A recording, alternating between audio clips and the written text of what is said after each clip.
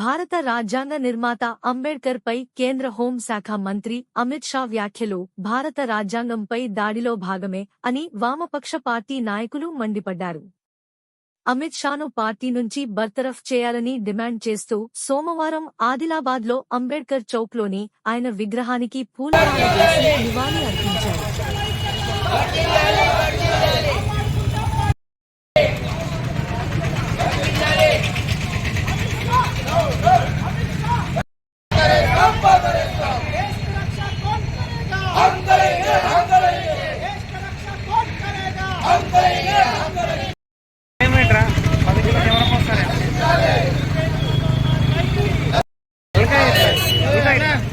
పెండు కింద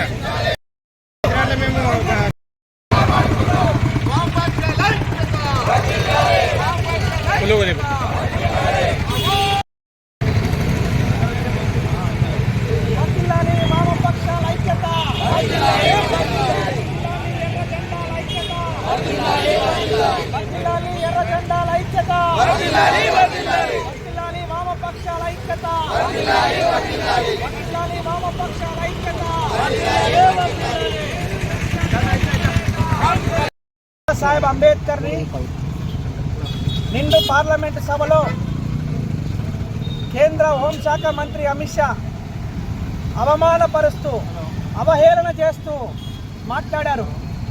ఆయన మాటల్ని ప్రధానమంత్రి బలపరిచాడు. అంటే ఈ దేశంలో భారత రాజ్యాంగాన్ని అందించి ప్రజాస్వామ్యాన్ని కాపాడినటువంటి అంబేద్కర్ని అవహేళన పరిచినటువంటి అమిత్ షాను బర్తరఫ్ చేయాలని చెప్పి డిమాండ్ చేస్తూ వామపక్ష పార్టీలు CPM, CPI, CPIML, new democracy, CPIML, mass line పార్టీల ఆధ్వర్యంలో దేశవ్యాప్తంగా ఈ రోజున నిరసన కార్యక్రమాలు చేపడుతూ ఉన్నాం. భారత రాజ్యాంగ నిర్మాతను అవమానపరిచినటువంటి అమిత్ షాను వెంటనే బర్తరఫ్ చేయాలి మంత్రి పదవి నుంచి అని చెప్పి డిమాండ్ చేస్తూ ఉన్నాము. మనధర్మ శాస్త్రాన్ని రాజ్యాంగంగా మార్చడం కోసం, భారత రాజ్యాంగాన్ని తొలగించడం కోసం కుట్ర చేస్తున్నటువంటి కుట్రలో భాగంగానే ఈ రోజున అమిత్ షా మాట్లాడినటువంటి మాటలు తప్ప ఇంకోటి కాదు. ఈ దేశాన్ని మత రాజ్యాంగం మార్చాలనేటువంటి ఆర్ఎస్ఎస్ కుట్రలో భాగంగా ఈ దేశంలో ప్రభుత్వం పరిపాలన చేస్తూ ఉన్నది. ఈ ప్రభుత్వానికి మద్దతు ఇస్తున్నటువంటి తెలుగుదేశం పార్టీ లౌకిక పార్టీ అని చెప్పుకుంటా ఉన్నది. ఆర్జేడీ లౌకిక పార్టీ అని చెప్పుకుంటా ఉన్నారు. మీరు నితీష్ కుమార్ ఈ ప్రభుత్వానికి మద్దతు ఇస్తూ ఉన్నారు. మరి మీరు పునరాలోచన చేయాలా? ఈ దేశానికి మనధర్మ శాస్త్రం రాజ్యాంగం కావాలా, లేదు భారత రాజ్యాంగమే కొనసాగాలనా?